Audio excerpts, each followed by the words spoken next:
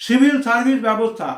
ইংল্যান্ডের অভিজাত পরিবারের সদস্যরা ভারতের উপনিবেশ শাসন ব্যবস্থার উচ্চ পদে নিযুক্ত হতেন।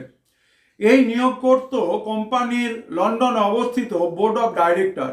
কিন্তু অল্প বেতনের কারণে কোম্পানির কর্মচারীরা দুর্নীতি পরায়ণ হয়ে পড়েন।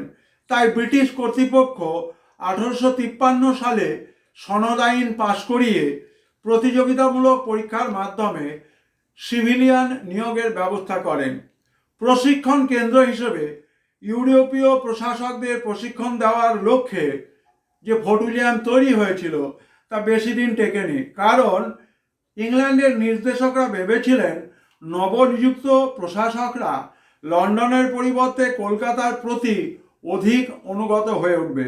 তাই ফোর্ট উইলিয়াম কলেজ বন্ধ করে দিয়ে লন্ডনের হার্টফোর্ডে ইন্ডিয়া কলেজ প্রতিষ্ঠা করা হয় 1805 সালে, যা পরে হাইলেবেরি অঞ্চলে স্থানান্তরিত হয় 1809। সুতরাং অত্যন্ত সংক্ষেপে তোমাদেরকে দুটো ভিডিওর মাধ্যমে আমি ভারতীয় সিভিল সার্ভিস বা ইন্ডিয়ান সিভিল সার্ভিস সম্পর্কে ধারণা দেওয়ার চেষ্টা করলাম। অবশ্যই তোমরা in the light off history, ইতিহাসের আলো, এই ইউটিউব চ্যানেলটিকে সাবস্ক্রাইব করবে এবং তোমাদের বন্ধুদের কাছে শেয়ার করবে, যাতে করে তারা এই চ্যানেলটিকে সাবস্ক্রাইব করতে পারে। সবাই ভালো থেকো, শুভরাত্রি।